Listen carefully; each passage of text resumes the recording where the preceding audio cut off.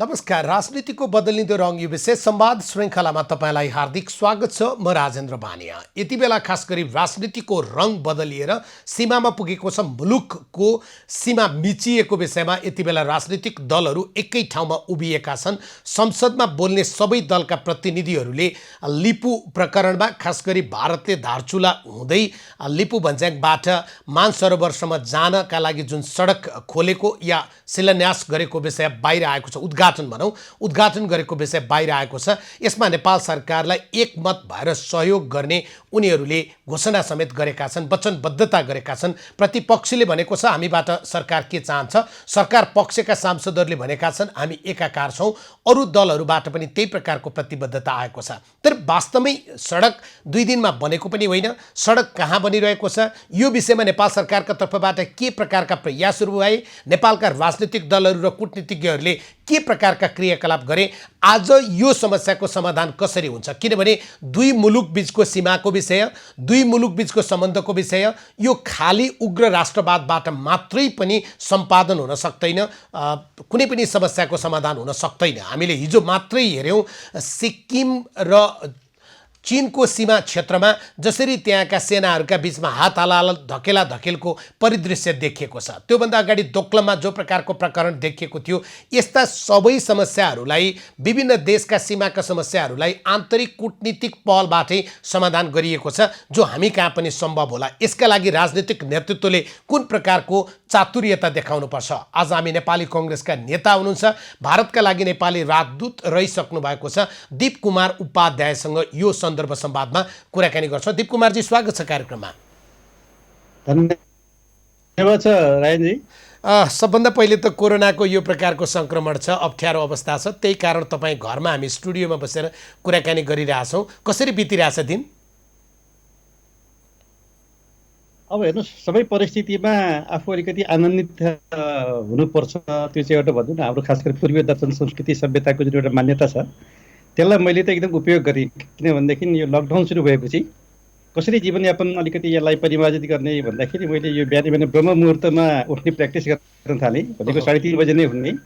त्यसले गर्दाखेरि जुन तपाईँको यो ब्रह्माण्डीय ऊर्जाको चाहिँ जुन एउटा पोजिटिभ तपाईँको एउटा त्यो भाइब्रेसन फिल हुँदो रहेछ नि, त्यो अझै अनुपम हुँदो रहेछ। हेर्नुहोस्, यो 10 वर्ष पहिले गरेको भए सायद धेरै फरक पर्थ्यो। मन त आनन्दित छ, तर मन त फेरि दुःखी पनि छ। हेर्नुहोस्, किनभनेदेखि विश्वमा महामारी छ, त्यसमा सङ्कट छ। खास गरी म त कपिलवस्तुको तराईको मान्छे, कपिलवस्तु रूपन्देहीमा मान्छेहरू अब भारतबाट आएर श्रमिकहरू दुःख पाएका छन् है। कुनै दशका जामा, कुनै बोर्डरमा, कुनै भित्र आएर त्यो फेरि पीडा दिनभरिमा 100-200 टेलिफोन कल अब रेस्पोन्ड गर्नुपर्छ, कुरा गर्नुपर्छ। त्यसले गर्दाखेरि यस्तै छ। हेर्नुहोस् त, जे होस्, मैले यसलाई चाहिँ के भनेदेखि अब प्रत्येक पललाई आनन्दमय बनाउने भन्ने एउटा दर्शन छ नि, त्यो अन्तर्गत आफूले त्यसलाई अलिकति प्र्याक्टिस गर्ने अभ्यास गर्दैछु। मैले हामीले चाहिँ खास गरी परिवारसँग बस्ने मौका पाइयो, खास गरी आफ्नै परिवारसँग पनि बस्ने मौका हुँदैन थियो। सधैँभरि भन्नु न, अब फुर्सदै छैन भन्ने थियो नि। त्यो चाहिँ एउटा तपाईँ हामी सबैलाई अब एउटा अब वास्तवमा नयाँ अनुभव अहिले दिएको छ प्रकृतिले, समयले, र राष्ट्रको लागि पनि अब चुनौती छ, समस्या छ र अवसर पनि छ भन्ने नै मैले चाहिँ बडा पोजिटिभ एउटा किसिमको चाहिँ थिङ्किङ मेसेज आफ्नो भित्र चाहिँ त्यो इनर फिलिङ त्यस्तो लिइरहेको छु। तपाईँले भने जस्तै सबै प्रकारका दुःख, सबै प्रकारका समस्याहरूलाई पनि अवसरका रूपमा या त्यसमा पनि सकारात्मकता देख्यो भने जीवन सहज रूपमा चल्ने हो, मन पनि आनन्दित हुने हो, होइन?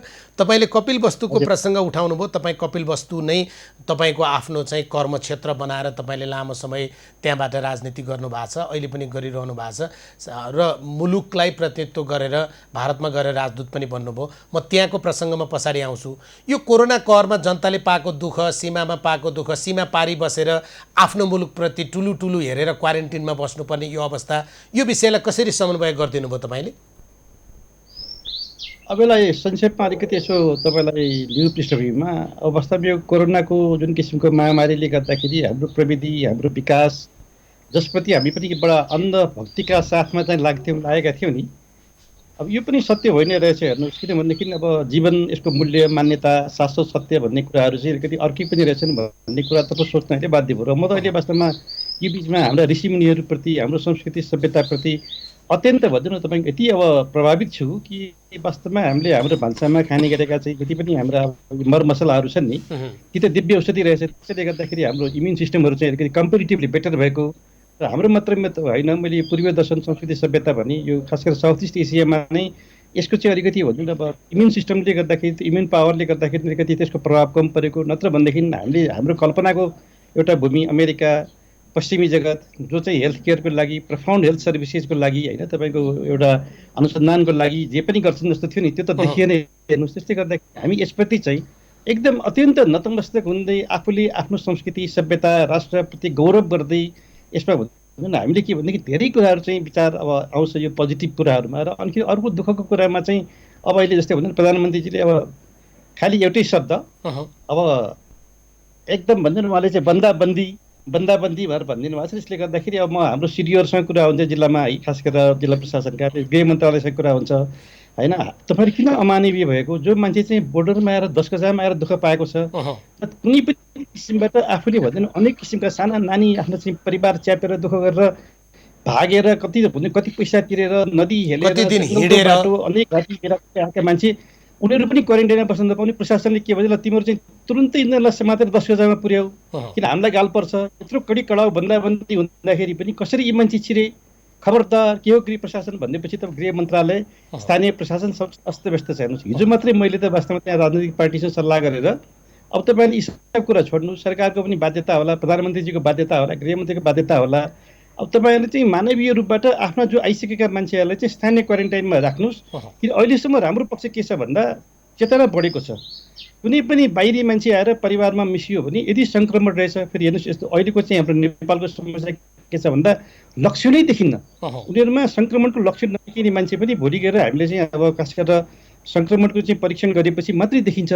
त्यसले गर्दाखेरि चेतना बढेको छ। सोझी आएको मान्छेलाई परिवारमा राख्नुहुन्न, मिसाउनुहुन्न, उनीहरूले बगैँचामा राखेका हुन्छन्, बाहिर राखेका हुन्छन्। लौनु सरकार यसलाई क्वारेन्टाइनमा राखिदेऊ, सङ्क्रमणदेखि उपचार गर, होइन त्यसो भने बल्ल घरमा ल्याउँछु भन्दाखेरि पनि सरकार के भन्छ, होइन कसरी मान्छे छिरे, यसलाई फेरि भारतमा आएकोले भारतकै 10 गजामा पुर्याउ, उतै राख, यत्रो हेर्नुहोस् फेरि अहिले प्री मनसुन छ, आधी बेरी छ भनिदिनु। अब तपाईँको भनिदिनु बेला बेला अब असिना परेको हुन्छ, त्यस्तो हावाहुरी पानी असिनामा मान्छे चाहिँ यति दुःख पाएका छन्, कुरा गरेर साध्य छन्। अमानवीय भयो। केही दिन अगाडि डाक्टर बाबुराम भट्टराईले संसदको बैठक उद्घाटनको दिनमा 26 गते उहाँले पनि भन्नुभयो, त्यो दृश्य हामीले सामाजिक सञ्जालमा या सञ्चार माध्यममा पनि देख्यौँ। उतापट्टिको जसले चाहिँ हिजोको दिनमा तपाईँ रोजगारी दिएको थियो ऊ के भन्छ भने अहिलेको अवस्था समस्या छ, तिमी जहाँबाट आएको त्यहीँसम्म जाऊ, तिमी आफ्नो मुलुक जाऊ भन्छ।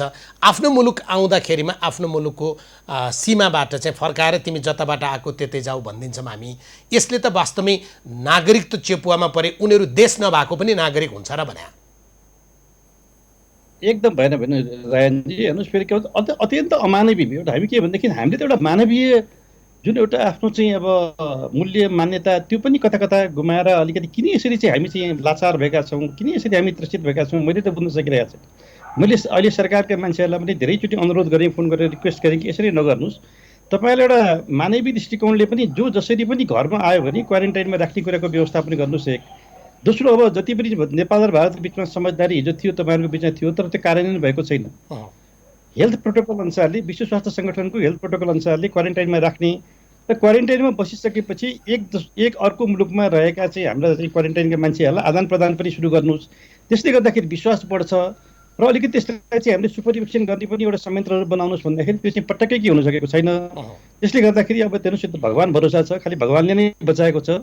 जस्तै भारतमा रहेका नागरिकको, नेपाली नागरिकको सन्दर्भमा उहाँहरू सुरुका दिनमा जसरी आउनुभयो, तपाईँ हामीले देख्यौँ महाकालीमा हेलिनेदेखि लिएर तपाईँ उतैपट्टि आफ्नो बुवाको चाहिँ क्रियाकर्ममा बसेकोसम्मका जे विषयहरू बाहिर आए होइन। त्यो बिचमा नेपालको भारतमा दूतावास छ, त्यहाँ राजदूत हुनुहुन्छ, जुन ठाउँमा तपाईँ बसेर आउनुभएको थियो त्यहाँ अहिले एकजना वरिष्ठ नागरिकलाई हामीले पठाएको छौँ, निलाम्बर आचार्यजी। हाम्रो संयन्त्र छ भारतका विभिन्न ठाउँमा। यति बेला चाहिँ हाम्रो दूतावास जो प्रकारको चाहिँ क्रियाशील गतिशील हुनुपर्थ्यो यो क्वारेन्टाइनसँग या यो कोरोनासँग जोडिएर, अब तपाईँलाई कति बोल्न मिल्छ मलाई थाहा भएन, तर त्यो प्रकारको क्रियाशीलता गतिशीलता त्यो प्रकारको उहाँहरूको चाहिँ अलिकति अडियो प्रब्लम भयो। मेरो प्रश्न सुन्नुभयो तपाईँले? मैले अलि अनुमान गरेँ, अलि अडियो नेपाली दूतावास किन चलेन, नेपाली दूतावास किन बोलेन भन्ने थियो मेरो प्रश्न। होइन यस्तो छ, अब दूतावास राजदूत महोदयलाई पनि अब के दोष दिने कुरा छैन। हेर्नुहोस् यो त हामीहरूको चाहिँ ओभरअल नि अब सिस्टमको कुरा हो। अब राजदूतले एज ए पर्सन गर्न सक्ने भनेको कुनै पनि समस्या आयो भने त्यसलाई सुनिदिने, मानवीय दृष्टिकोणले अब आफूले त अहिले तपाईँको भन्नु लकडाउनको बेलामा त्यहाँ पनि आफै जान सक्ने, आफूले मोबिलाइज गर्ने कुरा कमै छ। तर भारतमा चाहिँ यस्तै धेरै संयन्त्रहरू छन्, जस्तै अब कहीँ पनि कुनै पनि नेपालीलाई कि अस्ट्रेलिया पर्यो, भोकभोकै पर्यो, रेस्क्यु गर्नु पर्यो भनेदेखि, जस्तै अब सिखहरूको तपाईँको भन्नु उनीहरूको नेसन वाइड एउटा सङ्गठन छ। अहँ, हामीले गुरु नानकमा जुन एउटा खालि एउटा फोटो मात्रै हामीले निकाल्यौँ नि यो हुलाक टिकटमा, अहँ, त्यसले गर्दाखेरि उनीहरू चाहिँ हाम्रो एउटा सामान्य सूचनामा जस्तो पनि किसिमको उनीहरूलाई खुवाइपाइ गराइदिनेदेखि लिएर अब मेडिकल केयरदेखि लिएर सबै किसिमका रेस्क्युमा सहयोग गर्न उनीहरूको सङ्गठनहरू तयार छ। त्यस्तै नेपाली समुदायहरू एक्टिभ छन् हेर्नुहोस्, यो भारतभरि अहँ। नेपाली समुदाय छ, उनीहरू सम्पर्क गर्ने, उनीहरू मार्फत चाहिँ हामीले कमसेकम भन्नु नेपालीहरूलाई परेको समस्याको बारेमा चाहिँ अब दूतावास सक्रिय हुनुपर्छ, 24 घन्टा काम गर्नुपर्छ, कमसेकम आएको टेलिफोन कलहरू रेस्पोन्स गरिदिने, त्यसलाई फरवार्ड गरिदिने र फलानु ठाउँमा हामीले यसरी चाहिँ रिक्वेस्ट गरेका छौँ त्यहाँ सम्पर्क गर्नुहोस् भनेर एउटा फोन नम्बर मात्रै दियो भने पनि यस्तो निकै मान्छेहरूलाई चाहिँ अब यो ढाडस हुन्छ। धेरै किसिमको चाहिँ त्यसमा चाहिँ मनमा चाहिँ उनीहरूलाई चाहिँ भन्छ नि एउटा प्रोत्साहन हुन्छ। त्यसमा चाहिँ अलिकति कतै केही कुराको चाहिँ त्यहाँ तपाईँ तपाईँ कमी होला, मान्नुहोस् नमान्नुहोस्, सरकारले तपाईँको बेला तपाईँको मलाई शैली थाहा छ दिप कुमारजी। तपाईँ कुनै पनि कुरालाई चाहिँ मान्छेलाई बिज्ने गरी भन्न तपाईँ चाहनुहुन्न, त्यो तपाईँको शैली हो। तपाईँलाई म धेरै वर्षदेखि चिन्दछु, त्यस कारणले गर्दा म तपाईँले त्यसरी नै आलोचना गर्नुहोस् भन्दिनँ। तर हामीले सञ्चालन गरेको कोरोना कहर कार्यक्रमबाट तपाईँ मुम्बईमा या विभिन्न ठाउँमा त्यहाँ हाम्रा नेपाली नागरिकहरूलाई खाना दिनेसम्मको काम या उनीहरूको उद्धार गर्ने काम भएको छ। हाम्रो दूतावास आजसम्म नचलेको देखिएको, हाम्रो दूतावासले खालि फोन मात्रै उठाएर बस्ने या सम्पर्कमा आएका मान्छेका मात्रै समस्या समाधान गर्ने हो र भारतमा त्यति धेरै हाम्रा नागरिकहरू छन्, उनीहरूको अवस्था के भएको छ? त्यहाँ त सरकार हो नि हाम्रो दूतावास। राजेन्द्रजी प्रोएक्टिभनेस चाहियो हेर्नुहोस्। र फेरि सोचको कुरा हो, मैले भने नि त सरकारले आदेश देला, सरकारले बजेट देला अनि म गर्छु भन्यो भने केही हुँदैन। तपाईँले देख्नु त म मेरो तपाईँको 2 वर्षीय कार्यकालमा 2 चोटि गएर 6 महिनाको अन्तरालमा मैले जे गरेँ आफ्नो विवेकले देखेको चाहिँ विवेक सम्मत कुराहरू गर्नलाई चाहिँ अत्यन्त प्रोएक्टिभ भएर गर्ने प्रयास गरेँ। त्यो एउटा पक्ष थियो। तर अहिले चाहिँ त्यसमा अलिकति भन्नु न समयले अब त्यति साथ नदिएको होला। अहिले हाम्रो मामय राजदूतजीलाई चाहिँ त्यस किसिमको एक्सेस, त्यस किसिमको विश्वास नभएर पनि होला, अलिकति उहाँले चाहिँ आँटेर चाहिँ त्यो गर्नुपर्ने कुराहरू किन बजेटैबाट आदेशैबाट भन्दा पनि मानवीय कुराहरूको लागि हामीले चाहिँ आफैले पनि विवेक प्रयोग गरेर गर्नुपर्ने कुराहरू हुन्छ। त्यो चाहिँ अहिले आवश्यक छ। जस्तै भूकम्पको बेलामा र नाकाबन्दीको बेलामा मैले तपाईँको सरकारको आदेश गरेर बस्ने हो भने त केही पनि हुन्न थियो, मजासँग त्यहाँ चाहिँ टिभी हेरेर बसे हुन्थ्यो। तर आफैले प्रोएक्टिभ भएर सारा आफ्नो भन्नु स्टाफहरूलाई पनि हामीले चाहिँ एकदम एउटा उनीहरूलाई चाहिँ अब इन्सपायर गरेर ल है अब तपाईँ हाम्रो बुद्धि विवेकले काम गर्ने हो, लौ न नेपालीले दुःख पाउनु हुँदैन, सकेको हामीले गर्नुपर्छ भनेर भूकम्पको बेला त्यो बेला चाहिँ अब त्यस्तै किसिमको थियो। अहिले पनि त्यस्तै हुनुहोस्। अहिले पनि आजको स्थिति भनेको चाहिँ करिब करिब त्यो एउटा हामीले एउटा कस्तो भनेदेखि अब एकदम त्यो युद्ध स्तरमा सोच्ने गर्ने, त्यो गर्ने भनेर कुनै बजेटै चाहिँदैन, आदेशै चाहिँदैन।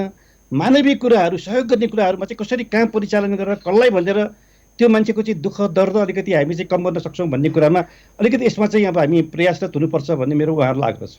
जस्तै अब म अर्को विषयमा आउँछु दिप कुमारजी। तपाईँले 2वटा भूमिका, एउटा भारतमा नेपालको सरकारको प्रतिनिधि भएर काम गर्नुभयो राजदूतका रूपमा, अर्को लामो समयदेखि नेपाली राजनीतिमा काङ्ग्रेस नेताका रूपमा, जनप्रतिनिधिका रूपमा विगतमा जसरी काम गर्दै आउनु भएको छ। अहिले अर्को एउटा विषय धेरै समय अगाडिदेखिको खिल हो, अहिले खिल पल्टिएर आएछ।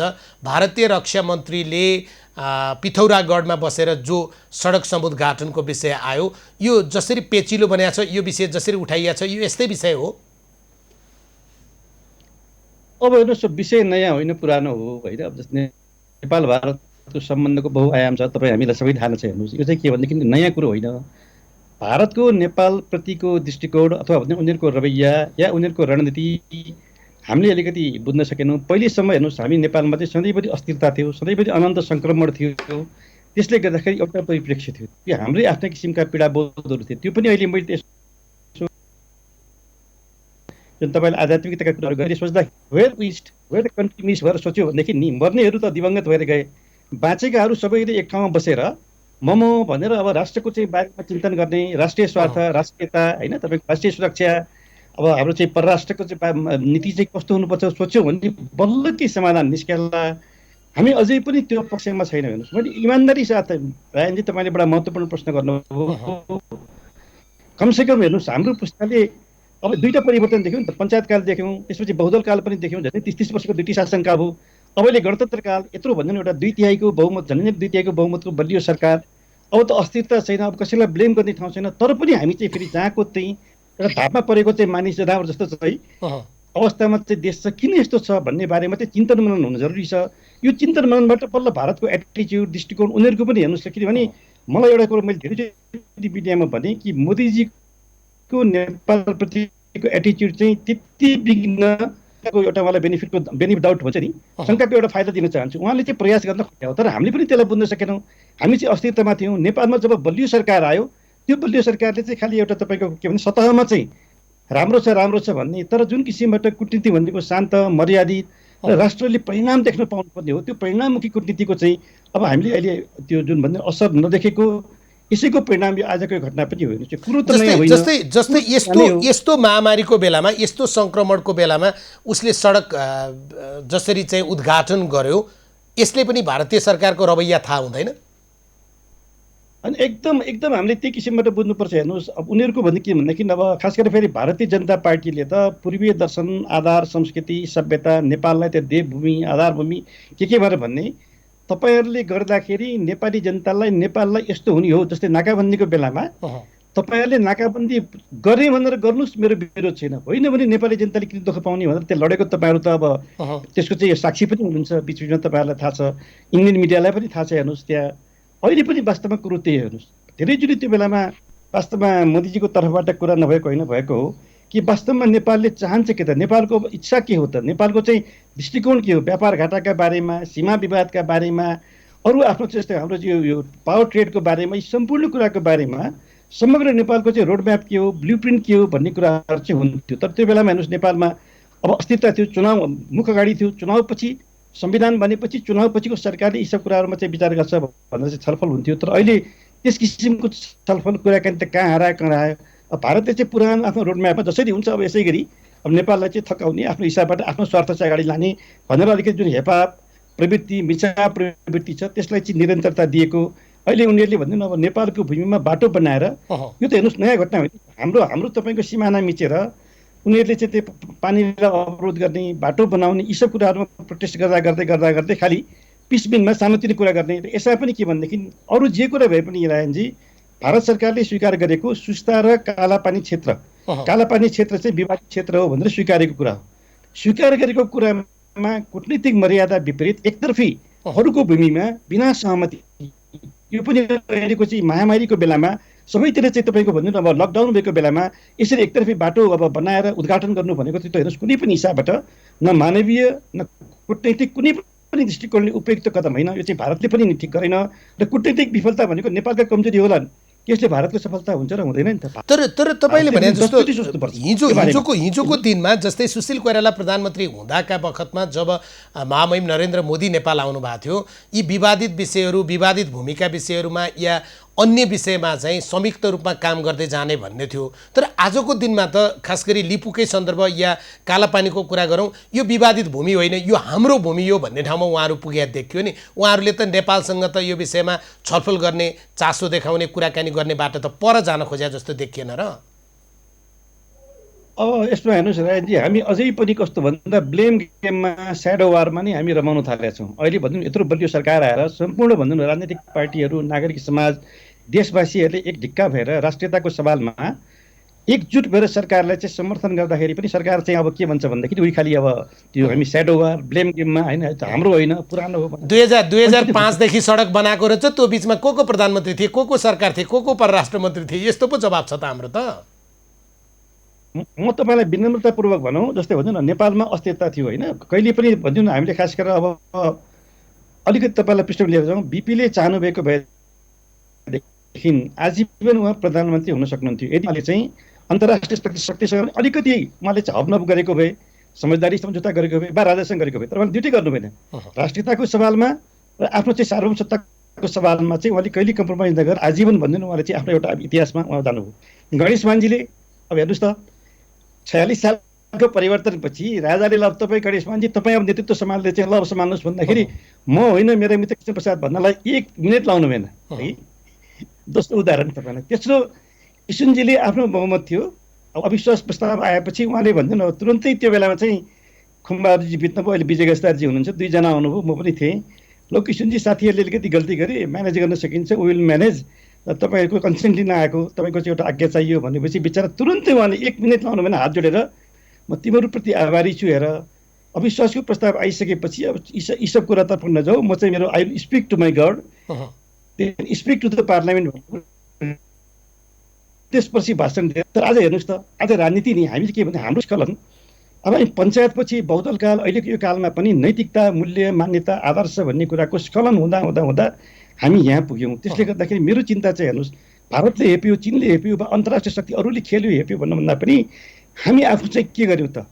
हामीले कहिल्यै पनि यो बारेमा राष्ट्रिय चिन्तन गरेनौँ। हेर्नुहोस्, त्यस कारण अझै पनि समय छ यो बारेमा सोचौँ। र हामीले नेपालले आँटेर कुरा गर्यो भने भारतले चाहिँ सरी नतमस्तक भएर जवाफ दिनुपर्छ। म त सानो उदाहरण दिउँ।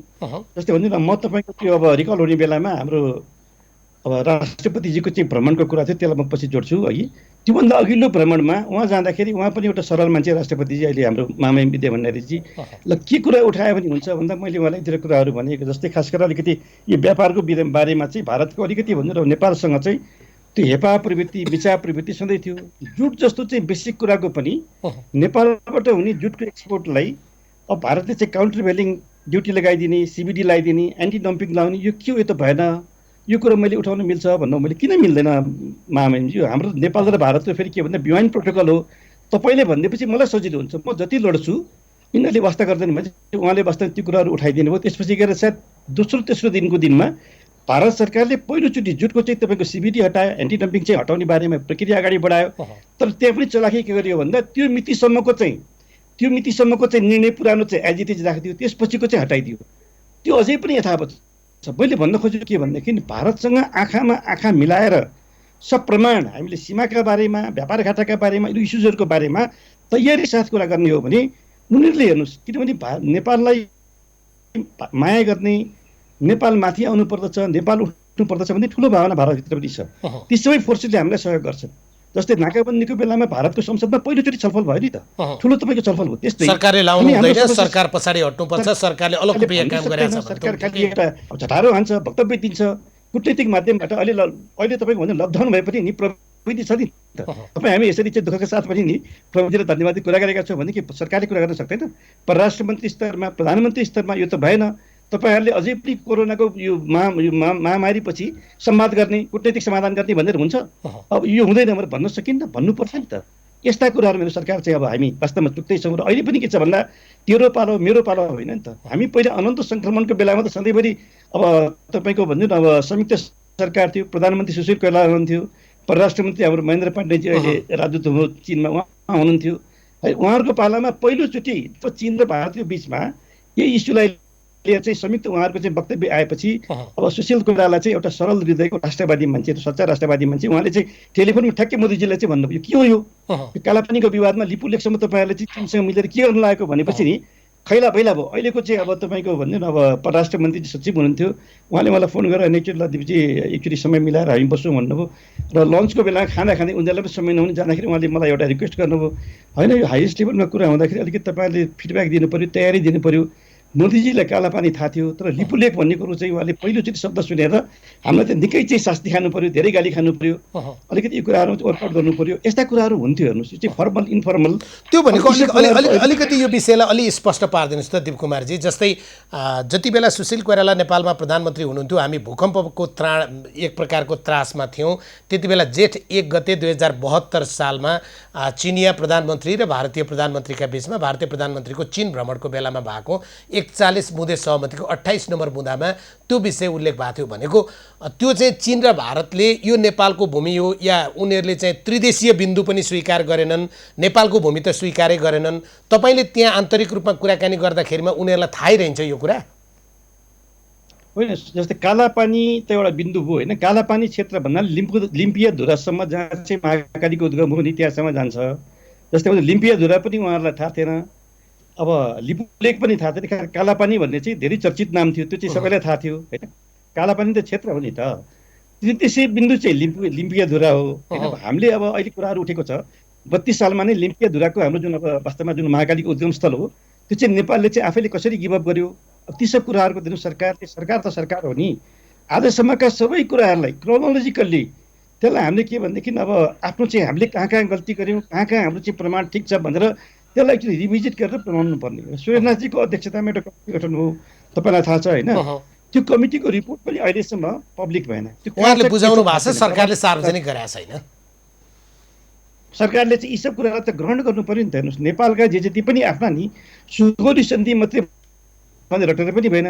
उनीहरूले भन्छन् सुगौली सन्धि भन्छौ भने चारवटा यो बाँके बर्दा कैलाली कञ्चनपुर सबै सम्पूर्ण एरिया तिमीले छुन्ने हो पनि भनेर जिस्काउँछन्। यी सब कुराहरूको हाम्रो तयारी चाहियो नि रायनजी। यसमा के भनेदेखि भारत सरकार खास गरेर मोदीजीको एटिच्युड चाहिँ नेपालसँगका मामलाहरूलाई, जस्तै उनीहरूले बङ्गलादेशसँग पनि यस्तै किसिमको डिस्प्युट थियो, गिभ एन्ड टेक गरे होइन, त्यो समस्या थियो, त्यसलाई गिभ एन्ड टेक गरे, भारतले उदारतासाथ समाधान गर्यो। तर नेपालले अहिलेसम्म प्याकेजमा हाम्रो चाहिँ सिमानामा बोर्डर डिस्प्युटमा खास गरेर अब कालापानी क्षेत्रको र सुस्ता क्षेत्रको अरू त करिब करिब भनिदिउँ न अब स्टेप म्यापहरू बनेका सिग्नेचर गरेर हामीले मानेका छौँ। 182 वटा नक्सा बन्यो भन्ने छ। एकैचोटि हो इन टोटालिटी गर्छौँ भनेको त्यो ठिक छ, तर गर्ने बारेमा हामी सिरियस चाहिँ छैनौँ। त एउटा प्रोटेस्ट नोट पठाइदियो अनि फेरि चुप्लाएर बस्ने। हाम्रो जस्तै भने प्रधानमन्त्रीजी अस्ति चाहिँ त्यही हेर्न भएर जानुभयो, त्यो जाँदाखेरि चाहिँ उहाँ चाहिँ हेलिकप्टरमा के भयो, अब मलाई लाग्छ वेदरले गर्दाखेरि ल्यान्ड गर्न सकेन र फेरि फर्कनुभयो, तर फिडब्याक त पाउनुभयो होला नि। यसरी के भने पन्छिने काम सरकारले गर्नु भएन, दोषारोपण गर्ने काम गर्नु भएन। सरकार त सरकार हो नि। जस्तै तपाईँले एउटा कुरा उठाउनु भएको छ नि, बडो महत्त्वपूर्ण, यो अलि हाम्रा दर्शकका लागि जानकारीको विषय पनि हुन्छ। भारतको सीमा विवाद श्रीलङ्कासँग पनि थियो, भारतको सीमा विवाद बङ्गलादेशसँग पनि थियो, पाकिस्तानसँग त ऊ विभिन्न मुद्दामा लडिरहेको हुन्छ। तर त्यहाँ पनि सीमा समस्या समाधान गर्न कूटनीतिक तवरबाटै गिभ एन्ड टेक, तपाईँले भनेको शब्दमा भूमि दिने र लिनेसम्मको समझदारी गरेर उसले चाहिँ समस्या समाधान गर्यो। चीनसँग पनि हाम्रो विगतमा चाहिँ तपाईँ सीमा समस्या थियो, हामीले भूमि दिने र लिने गरेर चीनसँग पनि समाधान गरेका थियौँ। भारतसँग यो तहमा हामीले कुरा गर्न नसकेको, भारतले यो तहमा हामीसँग कुरा गर्न नसकेको कारण के? भारत चाहिँ नेपाललाई निल्नै खोज्ने, नेपाली चाहिँ भारतसँग मिल्नै नसक्ने भए चाहिँ के?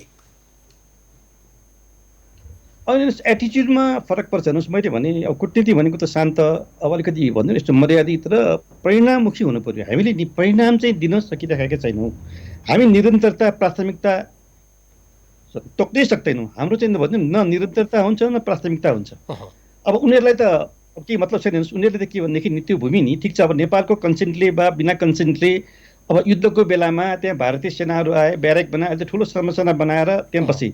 त्यो क्षेत्रमा अहिले पनि हाम्रो भैरव रिसालजी जिउँदै हुनुहुन्छ होइन। जनगणना मैले गरेको त्यहाँका मान्छेहरू चाहिँ भन्दा नेपालको चाहिँ शासन प्रशासनमा थिए, अहिले कहाँ छन् त? कसरी कुन कुन स्टेजमा कुन कुन मितिमा कसरी हामीले त्यो लुज गर्दै गयौँ भन्ने कुराको त हामीले समग्र मूल्याङ्कन गर्नु पर्दैन? सूर्यनाथजीको कमिटीले के कति गरेको छ अथवा अर्को पनि बनाएर हेर्नु पर्यो। यसको बारेमा राष्ट्रिय चिन्तन खोइ, खालि तपाईँको नाराबाजी गरेर सतही कुरा गरेर अब खालि राष्ट्रवाद भन्ने कुरा के तपाईँको एउटा के भनेदेखि यो अब यस्तो सतहमा खालि भनिदिउँ न अब हामीले त धेरै भोग्यौँ नि त रायनजी। अहिले पनि राष्ट्रियताको सवालमा यो मुलुकको चाहिँ अक्षुण्ण भन्नु हाम्रो चाहिँ सार्वभौम सत्ताको सवालमा राष्ट्र एकजुट हुनु ठुलो अवसर हो। यो बेलामा पनि सरकार जिम्मेवार हुन चाहन्छ कि चाहँदैन? मलाई हेर्नुहोस्, यसमा चाहिँ बडा दुःख लागेको छ। धेरैचोटि मैले भने सरकारका भन्दिनँ यो मन्त्रीजीहरूलाई, खास गरेर परराष्ट्र मन्त्री चाहिँ शालीन हुनुहुन्छ, अत्यन्त भन्दिनँ एउटा उहाँको चाहिँ व्यक्तिगत नि अब भाइ जस्तै लाग्छ, कुराकानी व्यक्तिगत भेट्यो भने राम्रो छ, तर समय नभएर होला है। मैले धेरैचोटि भने भारतसँगको सम्बन्धको बारेमा बस्नुहोस् त, एक आध घन्टा बसौँ अघि, भारतको चाहिँ दृष्टिकोण के हो भन्ने बारेमा त अलिकति बुझ्ने मान्छेसँग बुझ्नुहोस्, रणनीति बनाउनुहोस्, निरन्तर एउटा कार्यदल बनाएर निरन्तर गर्नुहोस्। चीनसँग भारतसँगको हाम्रो इस्युजहरूको बारेमा नेपालले के चाहन्छ भन्ने कुरा त नेपालले भन्नु पर्यो नि। होइन, मैले तपाईँसँग बढी जान्न खोजेको चाहिँ जस्तै जति बेला नेपालमा अघोषित नाकाबन्दी थियो त्यति बेला तपाईँले अहिले कुरा उठाइसक्नुभयो, तपाईँ आफै भारतमा हुनुहुन्थ्यो र भारतको संसदमा जबरजस्त रूपमा नेपाल जस्तो छिमेकीलाई मोदी तिमीले चिडाउनु हुँदैन, आज तिमी भन्ने बेलामा नेभर फर्स्ट भन्छौ तर तिम्रो व्यवहार त्यो भएन भनेर कुरा उठ्यो। मणिशङ्कर आयर लगायतका मान्छेहरूले निरन्तर रूपमा आफ्नो तर्फबाट बोल्दै आउनुभयो र तपाईँलाई पनि काम गर्न सजिलो भएको थियो। तर यो सीमाको विषयमा त भारतको एउटा मनोवृत्ति, त्यहाँको चाहिँ पक्षको कुरा तपाईँलाई बढी थाहा छ। भारतमा कि सबै यो क्षेत्र हाम्रो हो भन्ने मनोवृत्ति छ कि यो विवादित भूमि हो, अर्थात् नेपालले गरेको क्लेम, नेपालले गरेको दाबी सही छ, तिमी यो नगर भन्नेहरू पनि त्यहाँ छन्, तपाईँले त त्यो थाहा पाउनु पनि? अब यसो चाहिँ व्यक्तिगत हेर्नुहोस्, अब मैले तपाईँलाई एउटा कुरा भने कि हामीले जबसम्म नि अलिकति एथिकल मोरल बेसमा उभिएर हामी चाहिँ जब बोल्छौँ भनेदेखि नि त्यसको तपाईँको जस्तै अस्ति मोदीजीको के छ भन्दा उनको अब बेस भनेको चाहिँ एथिकल मोरल बेस हो। हेर्नुहोस्, उनले नि त्यसको बलमा आफ्नो चाहिँ उनले कामहरू गरेका हुन्छन् आफ्नो देशमा। नेपालमा पनि हामीले नि अब त्यो एथिकल मोरल बेस चाहिँ यति स्खलित यति इरोजन भयो कि त्यसले गर्दाखेरि समस्या थियो। त्यसमा चाहिँ हामीले सुधार ल्याउने हो भने धेरै कुरो गर्न सकिन्छ। जस्तै म तपाईँलाई उदाहरण दिउँ, म त्यहाँ हुँदाखेरि मैले यो तपाईँको वास्तवमा यो हाम्रो पञ्चेश्वरको परियोजनालाई पनि टुङ्ग्याउने स्थितिमा कुरा अगाडि बढेको थियो र त्यही सिलसिलामा पञ्चेश्वर पनि हेर्ने र सुदूरपश्चिममा हाम्रा साथीहरूले एउटा चाहिँ त्यहाँ भन्छ नि टुरिज्मको उनीहरूले चाहिँ कार्यक्रम राखेका थिए, हाम्रो रञ्जित राजदूतलाई पनि कुरा गरेर दुवै देशका परराष्ट्र मन्त्रालय, दुवै देशका राजदूत र विशेषज्ञहरूलाई लिएर एकचोटि 2-3 दिन त्यहाँ सुदूरपश्चिममा बसौँ, पञ्चेश्वरको पनि कुराहरू गरौँ र सकिन्छ भनेदेखि त्यो कालापानी क्षेत्रसँग पनि नि यसो त्यो मिलाएर आर्थिक हेलिकप्टरले चाहिँ जाने भन्ने किसिमबाट सोचेर गरेको। यहाँ त बिचमा कस्तो के पर्यो भने लौ न दिप कुमारले चाहिँ के गर्न थाल्यो भनेर मलाई तपाईँको त्यहाँ के भनेदेखि त्यहाँ खबरदार जानु पर्ने भनेर रोकियो है, रञ्जित पनि रोकियो, म पनि रोकिएँ है। त्यो एउटा अधुरो हो। पहिले तपाईँलाई भने नि त सरकारले आँट्यो भनेदेखि त धेरै कुरा हुन्छ नि, तर आँट्ने के भन्ने कुरामा चाहिँ कमसेकम तपाईँका हाम्रा सबैका अनुभव, ज्ञान, सिप, दक्षता जे छ नेपालले जहाँ मिस गर्यो अब नगरौँ भन्ने बारेमा चाहिँ सोच्ने कि नसोच्ने। अब त्यही कारणले जस्तै हो नि, अब त्यसपछि दोस्रो पटकमा अब मेरो त्यहाँको स्ट्यान्डले गर्दाखेरि त्यहाँको मिडियाहरू अहिले पनि तपाईँको भन्नु न अब साक्षी प्रमाणित छन्। ल नेपालको राजदूतले भारतमा बसेर प्रधानमन्त्री मोदीजीलाई चाहिँ चिनको धम्की दियो, चिनलाई नेपाललाई चाहिँ भारतले यो नेपालले भारतलाई चुनौती दियो भनेर त्यहाँको मिडियामा ब्यानर न्युजहरू आउँथ्यो हेर्नुहोस् है। त्यहाँका मिडियाहरू एम्बेसी बाहिर टनाटन आएर चाहिँ लाइन लाग्थ्यो, मैले चाहिँ सबै रेस्पोन्ड पनि गर्थेँ। एउटा के भनेदेखि त्यो एउटा मोरल बेसमा मैले हेर्नुहोस् के भनेदेखि राष्ट्रको लागि मैले अब ठिक चाहिँ 80 बेला म चाहिँ एउटा कुनै यो अन्तर्राष्ट्रिय सम्बन्धको विद्यार्थी होइन, मेरो ज्ञान होइन, अनुभव होइन। त्यो बेला खास गरेर हाम्रो खास सुशील कोइराला अब राष्ट्रपति रामवरणजीको आग्रहमा होइन राजनैतिक सम्बन्धमा राजनैतिक तहमै सम्बन्ध राख्नुपर्छ, तपाईँ नै जानु पर्यो भनेपछि मैले नकार नसकेर गएको पहिलोचोटि, दोस्रोचोटि पनि नै भन्दा भन्दै गएको। तर के मैले जे गरेँ त्यो बारे मलाई केही भन्नु छैन। त्यो त इतिहासकारहरूले शोधकर्ताहरूले शोध गर्लान्, तर हामीले मोरल बेसमा नैतिकता इमान्दारीमा होइन राष्ट्रपति जिम्मेवारीमा चाहिँ हामीले आफ्नो विवेक प्रयोग गरेर काम गर्ने हो, सोच्ने हो। त्यो समय चाहिँ नेपाललाई झन् टटकारो आयो। जति तर नेपालले कुराकानी गर्न चाहन्छ कि चाहँदैन, सक्छ कि सक्दैन एउटा पाटो भयो, तर भारत कुराकानी गर्ने चाहँदैन, संयुक्त स्तरमा बस्ने चाहँदैन, द्विपक्षीय वार्ता र छलफल गर्ने चाहँदैन। ऊ विभिन्न बाहनामा उम्किन्छ र आफ्नो नियत चाहिँ देखिने गरी उसले चाहिँ बारम्बार चाहिँ हामीलाई पेलेको पेलै छ, त्यो त देखिया कुरा होला नि। अब हेर्नुहोस् रायनजी, जस्तै यसमा त के हामीले उसलाई पनि बाध्य पार्न सक्नु पऱ्यो नि त। हामीले नि कमसेकम प्रविधि छ, एकचोटि फोनै गरेर पनि फोन रेस्पोन्ड गरेन भने गरेन भन्न पाइयो नि त। हामीले यी सब कुरा पारदर्शी यहाँसम्म कि हेर्नुहोस् जस्तै हुन्छ। मलाई त एउटा तपाईँको तितो कुरा सुनाउँ। एकचोटि जस्तै मोदीजीको एकदम क्लोज एडबाट एउटा कुरा के आयो भने नेपालसँगको सम्बन्धमा चाहिँ बडा गाह्रो भयो, 1-to-1 भेट पनि बडा गाह्रो भयो। हेर्नुहोस् अब यसलाई चाहिँ कसरी व्यवस्थित, उनीहरू त एउटा ब्रिटिसदेखिको सिस्टममा छन्। नेपालको चाहिँ कुन चाहिँ भन्नु न तपाईँको हाम्रो चाहिँ अब खास अब व्यक्तिले के कुरा गरे भन्दाखेरि प्रधानमन्त्री मोदीले आफ्नो मिटिङभन्दा अगाडि त्यहाँको चाहिँ उनको एउटा संयन्त्र अनुसारले भन्नाले परराष्ट्र मन्त्री, राष्ट्रिय सुरक्षा सल्लाहकार र नेपालको राजदूतसँग उनले बसेर कुरा गरेर अघिल्लो पटक के भएको थियो, त्यसपछि के कुरा भयो, डेभलपमेन्ट के भयो, सबै त उनलाई थाहा हुन्न। ब्रिफिङ लिएर कुरा गरेर फेरि त्यो कुरो चाहिँ उनीहरूले आफ्नो माइन्डमा राख्छन्। तर नेपालमा जसले कुरा गरे उसले बिर्सिन्छ। हेर्नुहोस् सबभन्दा अभाव चाहिँ छ। हामीले यसलाई निरन्तरता, मैले प्राथमिकता निरन्तरता भने नि त। राष्ट्रिय हाम्रो एजेन्डाहरू, सीमा विवाद हाम्रो प्राथमिकता हो कि होइन, त्यसलाई निरन्तरता दिने कि नदिने, त्यसपछि के व्यापार घाटा, त्यसपछि के हाम्रा पावर ट्रेडका कुरा जे जे छ नि हाम्रो प्रायोरिटीका एजेन्डाहरू के त्यसलाई हामीले निरन्तर प्राथमिकतामा राख्नुपर्छ। पानीका उपयोगको कुरा भन्ने कुरालाई चाहिँ भनेर मैले एक दुईचोटि भनेँ, तर त्यो चाहिँ हेर्नुहोस् त्यो सिरियसनेस हामीमा छैन। यहाँसम्म कि हामी चाहिँ अब मलाई लाग्छ रेकर्डमा पनि नरहला, नभएको हुनसक्छ। होइन, हाम्रो हाम्रो हाम्रो हाम्रो संस्थागत स्मरण शक्ति जसलाई इन्स्टिट्युसनल मेमोरी भन्छन् त्यो त हामी कति कमजोर छौँ भन्ने धेरै कुराले देखाउँछ।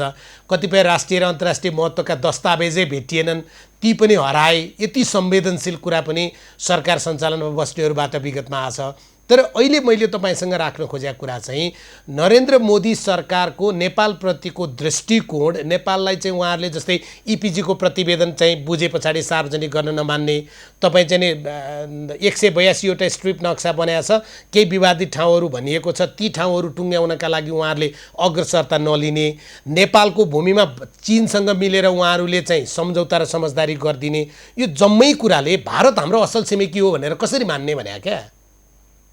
होइन यसो हामीले अलिकति के भने वस्तुपूरक विश्लेषण गरौँ न। जस्तै हुन्छ नि मोदीजी पनि नि उनी एउटा के भनेदेखि अब बहुमतको सरकारमा टावरिङ पर्सनालिटी भएर आए, तर त्योभन्दा अगाडि त शासन प्रशासन थियो, परराष्ट्र नीति थियो, नेपालसँग आफ्नो सम्बन्धको आफ्नै किसिमको रणनीतिक अब आफ्ना योजनाहरू थिए। त्यसलाई उनले एक्लै डिपार्चर दिने कुरो त थिएन। हेर्नुहोस् उनले जुन नेपालको पहिलो संसदमा आएर बोले नि त्यो उनको चाहिँ आफ्नो चाहिँ व्यक्तिगत आफ्नो एउटा भन्नु न एक किसिमको चाहिँ अभिव्यक्ति थियो। त्यसलाई हामीले अलिकति क्याच गर्न सकेनौँ कि हामी त्यसरी पनि हेरौँ नि त। हामीले के भनेदेखि दिल खोलेर यी कुराहरू नेपालका समस्याका बारेमा हामीले उनीसँग आँखामा आँखा मिलाएर सप्रमाण कुरा गर्ने चाहिँ त्यो प्रयास गर्यौँ कि गरेनौँ। हामी अहिलेसम्म त निरन्तर एउटा सङ्क्रमणमा थियौँ, सरकार फेरिराख्थ्यो, वातावरण थिएन। अब त छैन नि, अब त कमसेकम भने ढुक्कको भन्ने एउटा बलियो सरकार छ। यो सरकारले विगतका आफ्ना चाहिँ कमी कमजोरी जे जे छन्, स्ट्रेन्थ क्यापासिटी जे जे छ हेर्नुहोस्, यो सब सम्बन्धमा एउटा चाहिँ हामीले चाहिँ भारतसँगको एउटा ब्लु प्रिन्ट बनाएर कुरा गर्ने बारेमा हामीले कहिले सोच्यौँ, कहिले गऱ्यौँ? त्यो चासो देखाएन होला। उनी पनि बाध्य हुन्छन्, उनलाई पनि जो पुरानो नेपालसँगको रणनीति थियो त्यसमा चाहिँ उनलाई त आरोप थियो। हेर्नुहोस्, मोदीमाथि पनि आरोप थियो नि त। एउटा टावरिङ पर्सनालिटी भएर सिङ्गल पार्टी मेजोरिटी भयो भन्दैमा स्टेटको चाहिँ एउटा अब आफ्नो चाहिँ फरेन पोलिसीले डिपार्चर गर्न पाइन्छ भन्ने त त्यो ठुलो एउटा थियो। हेर्नुहोस्, अब त्यसले चाहिँ बिस्तारै बिस्तारै बिस्तारै बिस्तारै प्रभाव जमाउँदै गयो। तर एउटा कुरा छ नि दीप कुमारजी, तपाईँहरूलाई आरोप चाहिँ के छ दीप कुमारजी भने खास गरी नेपाली कङ्ग्रेसलाई चाहिँ नेपाली कङ्ग्रेस कहिले पनि भारतको नेपालप्रतिको जो हेपा प्रवृत्ति मिचा प्रवृत्ति हुन्छ त्यसप्रति बोल्दैन। नेपाली कङ्ग्रेस जहिले नि यो शब्दलाई अन्यथा नमान्नु होला, मैले कहीँबाट टिपेको, भारतसँगको सम्बन्धका विषयमा काङ्ग्रेस जहिले निम्छरो बनेर प्रस्तुत भयो। किनभने भारतले जहिले पनि काङ्ग्रेसलाई मित्र शक्ति मान्छ। अहिले त कम्युनिस्टहरूको सरकार छ, उनीहरूलाई त उत्तरतिरको मान्छ होला। सजिलो हुँदा पनि काङ्ग्रेसले नगरे हो, अहिले चाहिँ बहुमतको सरकारलाई गाली गरेर हुन्छ भन्ने चाहिँ यो आरोप प्रत्यारोपको गेम पनि होला। यसमा मलाई एक मिनट शब्द हेर्नुहोस्, खर्चुङ बिपी कोइरालाको मैले भने उहाँले नि आजीवन चाहिँ सत्तामा हुनुहुन्थ्यो। यदि उहाँले चाहिँ यस कुरालाई अलिकति उहाँले स्वीकार दिएको भएदेखि, दोस्रो कुरो 46 सालको परिवर्तन पश्चात त्यो तपाईँले चाहिँ रेकर्डमा हेर्नु होला, गणेश मानजीले अन रेकर्ड चाहिँ हामीसँग भन्नुहुन्थ्यो, ओहो मलाई चाहिँ राष्ट्रपति बन्नेसम्मको चाहिँ अफर आयो हेर्नुहोस् है। अनि उहाँले आफ्नो शब्दमा एकैचोटि रुल आउट गरेर म चाहिँ यस्ता कुरामा मन लाग्ने हो भनेर उहाँले हम चला सारा दिल्ली हमको चला घरका बिल्ली भएर हँसाएर उहाँले त्यो रुल आउट गर्नु। त्यो काङ्ग्रेसको इतिहास त हो नि। तपाईँले किशोरजीको कुरा गरेँ कि ठिक छ, यसमा पनि हामीले ठाउँ ठाउँमा चुक्यौँ होला। त्यो आफ्नो ठाउँमा हामीले चाहिँ आफ्नो कमी कमजोरी महसुस गर्नुपर्छ। काङ्ग्रेसले कहिले पनि राष्ट्रियताको सवालमा, राष्ट्रिय स्वार्थको सवालमा हेर्नुहोस् हामी चाहिँ विचलित चाहिँ भएका छैनौँ। बिचमा खास गरेर जब अलिकति यो 12 बुधे पछिको चाहिँ घटनाक्रममा अब काङ्ग्रेसले अलिकति आफ्नो चाहिँ मूल्य मान्यतामा पनि कहीँ भन्दैन हामी चाहिँ डिरेल भयो कि भन्ने बारेमा रिभिजिट गर्ने कुराहरू, सोच्ने कुराहरू बारे मैले त जुन तपाईँलाई अहिले चाहिँ आध्यात्मिकता कुरा गरेँ नि, where the country missed, where I missed भनेर वेयर द पार्टी मिस्ड भन्दाखेरि धेरै कुराको चाहिँ छ। यसलाई मैले अहिलेको चाहिँ तपाईँको यो भन्नु न, हाम्रो चाहिँ यो बन्दाबन्दीमा सानो चाहिँ एउटा अब डायरी पनि बनाउँदैछु बिर्सेला पोइन्टहरू भनेर। नत्र साधारण मान्छे मर्दाखेरि पनि एउटा असल मान्छे त्यो मरेछ भने पुग्यो, त्योभन्दा बढी केही छैन भन्ने थियो। तर अलिकति आफ्ना यी स्मृतिहरूलाई पनि कहिले न कहिले जीवित राख्नुपर्छ भनेर त्यो पनि यसो कोरकार गर्दैछु। रायनजी, यी सब कुराहरू चाहिँ हामीले के भनेदेखि एकअर्काले दोषारोपण भन्दा पनि नेपाल त प्रकृतिको वरदानै हो नि, हामीले नसकेको पनि हो। हेर्नुहोस्, हामीले नि एउटा युवालाई युवा बनाउनुको लागि परिवारले राष्ट्रले कति लगानी गरे हुन्छ, हामीले उनीहरूलाई आकर्षण दिनै सकेनौँ। एजुकेसनको नाममा, त्यसपछि गएर विभिन्न भिसा पोलिसीको आकर्षणको नाममा सारा मान्छे विदेशी नै हामी रिमिटेन्स र इम्पोर्ट बेस्ड एउटा इकोनोमीले चाहिँ हामीले प्रसारित दिएको हो नि त। काङ्ग्रेसले पनि त्यसो गरेर ठिक छ, त्यसलाई पुनर्विचार गरौँला, अरू संवादमा यो विषयमा कुराकानी गरौँला दीप कुमारजी। तर अहिले चाहिँ बेसी गरी भारतकै सम्बन्धको विषयको कुराकानी गर्दा नेपाली कङ्ग्रेससँग एउटा चिज छ नि, काङ्ग्रेस अहिले सरकारमा छैन अर्को कुरा भयो, प्रमुख प्रतिपक्षमा छ अर्को कुरा भयो, तर भारतको कुन पक्षसँग, कुन नेतासँग, कुन तहसँग साँच्चै नै राम्रोसँग कुराकानी गर्दा अर्थात् त्यो सबै डिप्लोमेसी ट्र्याक 1.5 अथवा ट्र्याक 2 यो नै भन्ने हुँदैन, मिश्रित प्रकारको डिप्लोमेसी त्यहाँनिर चाहिन्छ होला। यसरी जाउँ भनेर सरकारलाई सहयोग गरेर भारतका ती पक्षहरू, तपाईँलाई थाहा छ नि कमजोर कडी कौन हो, त्यहाँ समातेर भारतलाई बाध्य भएर वार्तामा बस्ने, त्यो सडकको सञ्चालनलाई चाहिँ अहिले स्थगन गराउने अनि सबै कुरा चाहिँ टेबलमा बसेर समाधान गर्ने, यसका लागि चाहिँ तपाईँहरूले प्रयास किन नगर्ने, सरकारलाई सहयोग किन नगर्ने? अनि सरकारले भनेपछि गर्ने हो कि आफै अब कसलाई गर्नु त? तपाईँको माध्यमबाट यति कुरा मैले भन्दैछु। हाम्रो अब आदरणीय सभापतिजीले शेरबाजीले पनि आफ्नो वक्तव्य भन्नुभएको छ होइन, संसदमा अब ती कुराहरू उठेकै छन्। प्रतिपक्षी दलको तर्फबाट राष्ट्रियताको सवालमा अहिलेको जस्तै भन्छ भारतको बलबिच्याइको सवालमा हामी सरकारलाई सहयोग गर्न तयार छौँ भनेका छौँ। अब सरकारले कसरी सहयोग दिन चाहन्छ त सरकारको कुरा गर्नुहोस्।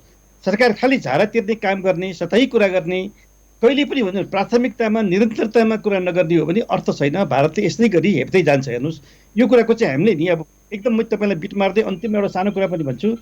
खास गरेर हाम्रो राष्ट्रपति विद्या भण्डारीजीको जुन एउटा नाटकीय रूपबाट चाहिँ उहाँको भ्रमण रद्द भयो नि, स्टेट भिजिट, त्यो बेला हेर्नुहोस्, यदि त्यो भ्रमण भएको भए मेरो चाहिँ इच्छा के थियो भन्दा यो कालापानीको विवाद पनि उहाँको मुखबाट एकचोटि त्यहाँ उनीहरूसँग चाहिँ राख्ने भन्ने मेरो इच्छा थियो। हेर्नुहोस्, मलाई लाग्दैछ बुझेर पनि होला, भारतमा पनि दुई थरी मान्छे थिए। एक थरी चाहिँ तपाईँको जसले चाहिँ भन्नु नेपाललाई चाहिँ गलाउने, नेपाललाई चाहिँ पूर्व आफ्नो चाहिँ नियोजित अब एउटा रणनीतिमा चाहिँ अब परिणाममा पुर्याउने भन्ने विचार, एउटा अलिकति मैले मोदीजीको व्यक्तिगत चाहिँ होइन नेपालसँग चाहिँ नयाँ सम्बन्धको एउटा कुनै आधार चाहिँ सूत्र फेला पर्छ भनेदेखि त्यस जानुपर्छ भन्ने विचार, दुईटै विचारको लडाइँमा मैले चाहिँ तपाईँको दोस्रो विचार मोदीजीको विचारलाई चाहिँ अलिकति साथमा लिएर राष्ट्रपतिजीको भ्रमण उपयोग गर्न खोजेको थिएँ।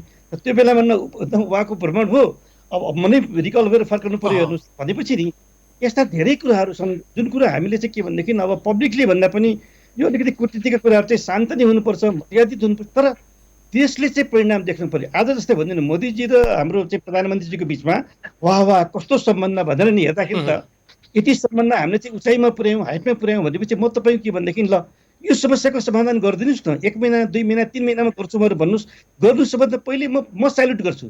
म तपाईँको पार्टी साइटी नभनिकन सबभन्दा पहिले स्याल्युट गर्ने मान्छे म हुँला, तर परिणाम चाहियो नि त। परिणाममा चाहिँ नकारात्मक हामी खालि के भनेदेखि नि सतै कुरामा चाहिँ नजाउँ। सरकारले पनि के भनेदेखि सहयोग ल धन्यवाद दिएर पुगेन, सहयोग गर्ने वातावरण त सरकारले कसरी बनाउँछ सरकारमाथि चाहिँ। भनेको अहिले चाहिँ प्रधानमन्त्री तहमा कुरा गर्नुको अर्को विकल्प छैन। हाम्रो प्रधानमन्त्रीले नै तपाईँले भनेको कूटनीतिमा उत्तेजनाले त काम गर्दैन, कूटनीतिमा राजनीतिक भाषणबाजी र शब्दावलीले पनि काम गर्दैन, किनभने भारतसँग या आज कुनै पनि मुलुकसँग तपाईँ शस्त्र युद्ध गरेर पनि यो विषय समाधान हुने होइन होला, गर्नुपर्ने त संवादै होला, एकछिनलाई चर्का कुरा गर्न त मजै हुन्छ होइन। त्यो अर्थमा हाम्रो प्रधानमन्त्रीबाट अब तपाईँले गरेको अपेक्षा के, हाम्रो परराष्ट्र मन्त्रीबाट तपाईँले गरेको अपेक्षा के? अब हेर्नुहोस् न, जस्तै हामीले सचिव स्तरमा यो वार्ता गर्ने भनेर नि वास्तवमा कालापानी र सुस्ताको बारेमा अहिले हाम्रो प्रोटोकलमा चाहिँ त्यो छैन। हाम्रो परराष्ट्रको प्रोटोकलमा त्यसले काम गरेन। नेपालले धेरैचोटि आग्रह गर्यो, सचिव स्तरको वार्ता हुनै सकेन, विभिन्न कारण देखायो। कहिले राजदूतको फेरबदल, कहिले सचिवको फेरबदल, अब अहिले कोरोनाको एउटा बहाना भयो, यसले भएन। हामीलाई नेपालमा यो कुरो चाहिँ भन्नु सही नसक्नु असह्य भयो ल भन्दै उहाँले भन्नु प्रविधिको माध्यमबाट अब तपाईँको भन्नु अब परराष्ट्र मन्त्री स्तरमा प्रधानमन्त्री स्तरमा इमिडिएटली यो कुराको संवाद हुनु पर्यो नि त। नोट पठाएर भएन, नोटले मात्रै त खालि के भनेदेखि अब त पीडा त हामीलाई छ नि, हामीलाई पोलेको छ, भारतलाई त के पोल्नु र। उनीहरूले त के भनेदेखि 1,80,000मा मानसरोवर यात्राको चलो बुकिङ गर भनेर एकदम खोलिसके, बुकिङ खोलिसक्यो। लिपुलेखसम्म आएर 5 किलोमिटर पारी गएपछि तपाईँको फर्स्ट क्लास चाइनिज रोडबाट उनीहरू चाहिँ आधा घन्टामा चाहिँ तपाईँको मानसरोवर पुग्छन्। अनि अब नेपालको चाहिँ टुरिज्म नेपालको हाम्रो चाहिँ अहिले भन्नु नेपालगञ्जको बाटो अरू बाटोहरू नि यो पनि अब तपाईँको पुरै बन्द हुने भयो। आफ्नो आफ्नो देशको स्वार्थ त मान्छेले हेर्छ नि। यसो के भने हामी चाहिँ कहाँ चुक्यौँ जस्तै भन्नु न, बाटो बन्दाखेरि अब यो बाटो प्रयोग गर्न पाउँदैनौँ भनेर हामी भन्दै किन भन्ने। हाम्रो 20-22 किलोमिटर नेपाली भूभागमा उनीहरूको बाटो बन्यो विवादास्पद, उनकै शब्दमा विवादित बाटोमा। आज जस्तै भन्नु न तपाईँको सिपेकको बाटोमा अब चाइनिजहरूले चाहिँ भन्नु न बाटो बनाउनु थाल्यो, ल पाकिस्तान उनीहरूको चाहिँ अधिकृत कश्मीर भनेर भारतको कत्रो विवाद छ होइन। उनीहरूले आफ्नो नेसनल इन्ट्रेस्टमा एकजुट भएर बोल्छन्, लड्छन्, कुरा गर्छन्। अनि नेपालले चाहिँ नेपालको चाहिँ कुरोमा चाहिँ ध्यान दिनु पर्दैन। यो कुरो त उनीहरूलाई सप्रमाण हामीले नि आँखामा आँखा जुदाएर भन्न सक्ने कि नसक्ने कुरो त्यहाँ छ। चीनसँगको किनभने चीनले कम्तीमा पनि यो त्रिदेशीय बिन्दु मानेको भए पनि, विवादित जमिन मानेको भए पनि, आखिरमा त्यो विवादित पनि होइन, हामी हाम्रो हो भनिरहेछौँ।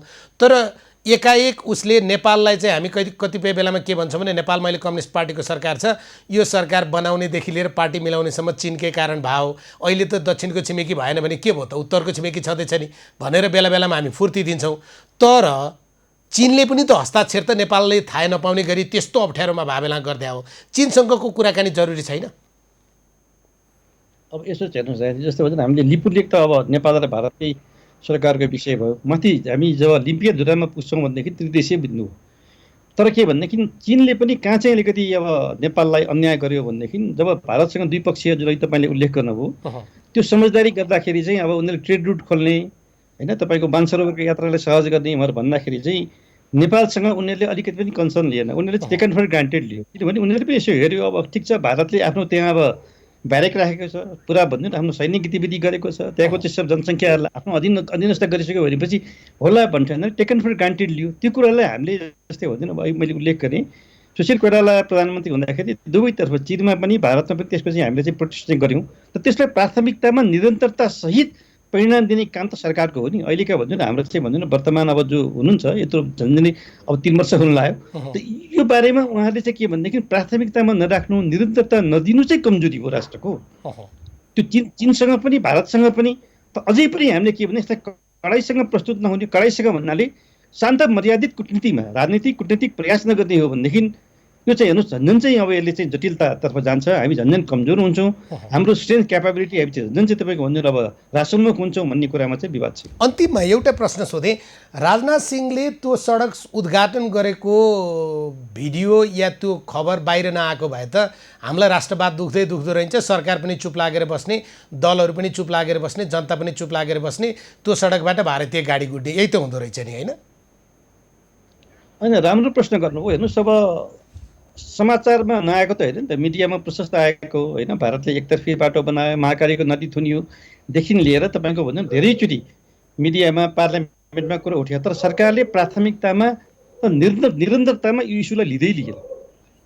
यसमा चाहिँ के भने यदि हाम्रो अब नियतै खराब हो भनेदेखि त अब हामीले त्यही किसिमबाट जानु पर्यो। नियत सरकारको खराब होइन भने सरकारले क्रोनोलोजिकल्ली के भयो यी सबै कुराहरू चाहिँ कमसेकम एउटा स्तरमा एउटा भन्छौँ तपाईँको हुन्छ हामी राष्ट्रको अब जुन एउटा हामीले नेसनल स्ट्रेन्थ भन्छौँ, नेसनल एउटा थिङ्किङ भन्छौँ, क्यापासिटी भन्छौँ, त्यसलाई चाहिँ कसरी चाहिँ म्यानेज गर्ने भन्ने बारेमा चाहिँ सबै कुराको एउटा चाहिँ पारदर्शी हिसाबले आफ्नो कुरा गर्नुपर्छ। कहाँ कमी भयो, कमजोरी भयो, गल्ती भयो भने पनि एकाअर्कालाई दोषारोपण होइन। यहाँ चाहिँ राष्ट्रले यो कुरामा हामी चुक्यौँ, अब चाहिँ यसरी चाहिँ गएर चाहिँ हामी आफ्नो चाहिँ एउटा भन्ने लक्ष्य हासिल गरौँ। हामीले आफ्नो चाहिँ यो सार्वभौम सत्ता आफ्नो भन्नु अक्षुण्णता कायम गर्न सक्छौँ।